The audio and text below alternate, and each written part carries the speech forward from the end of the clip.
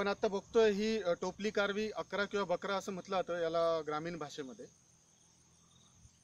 हा एक कारवीचा प्रकार आहे जो 12 वर्षाने फुलतो. यात आंबोलीमध्ये 5 ते 6 प्रकारच्या कारवी दिसून येतात. त्यात काही कारवी 3 वर्षांनी फुलतात, काही 5 वर्षांनी, काही 7 वर्षांनी, काही 9 वर्षांनी. यातली ही जी आहे ही याला 11 असं म्हणण्याचं कारणच असं आहे की ही 11 वर्षांनी फुलते. किंवा मग बकराही म्हटलं जातं, कारण हे जेव्हा तुम्ही डोंगर उतारावर बघता, कारण आंबोली, चौकुळगे या तिन्ही गावांमध्ये सबंध डोंगर उतारावर ही कारवी आहे. आणि या कारवीला जो आकार आहे तो असा एखादा बकरा चरत असतो अशा प्रकारचा आहे, म्हणून याला बकराही म्हणतात. टोपली कारवी म्हटलं जातं कारण उलटी जेव्हा टोपली आपण ठेवतो ती टोपली या कारवीप्रमाणे म्हणजे दिसते. त्याशिवाय या कारवीचा जो आत्ता जो फुलोरा जो आला आहे हा तब्बल 12 वर्षांनी आंबोलीत आला आहे. हा एक प्रकारचा फुलांचा उत्सव समजतो आम्ही इथले ग्रामस्थ. आम्ही पर्यटन व्यावसायिक आहोत आणि आम्हाला खूप आनंद होतोय की ही कारवी यंदा फुलली आहे, कारण ही कारवी फुलल्यानंतर निसर्ग पर्यटकही मोठ्या संख्येने आंबोलीत येणार आहेत.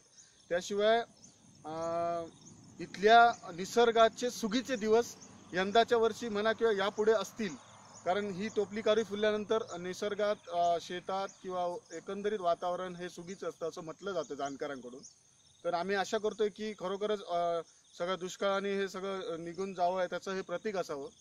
आणि यंदा या फुलांचं मध, ज्याला कारवीचं मध औषधी असतो असं म्हटलं जातं, तो मधही यंदा मोठ्या संख्येने मिळणार आहे.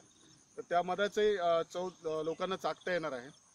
तर अशा प्रकारचं हे फुलोरा तर आहेच. याशिवाय 160 ते 170 प्रकारच्या फुलांनाही सध्या आंबोलीत बहर आला आहे आणि तो आपल्या कॅमेऱ्यात टिपण्यासाठी, कॅमेराबद्ध करण्यासाठी सध्या आंबोलीत शेकडो संख्येने निसर्ग पर्यटक येत आहेत छायाचित्रण करण्यासाठी. आमची ग्रामस्थ म्हणा किंवा आम्ही निसर्ग प्रेमी आहोत म्हणून आमची एकच विनंती या पर्यटकांना आहे की सगळं नियम पाळून तुम्ही ह्या पर्यटनाचा आनंद घ्या.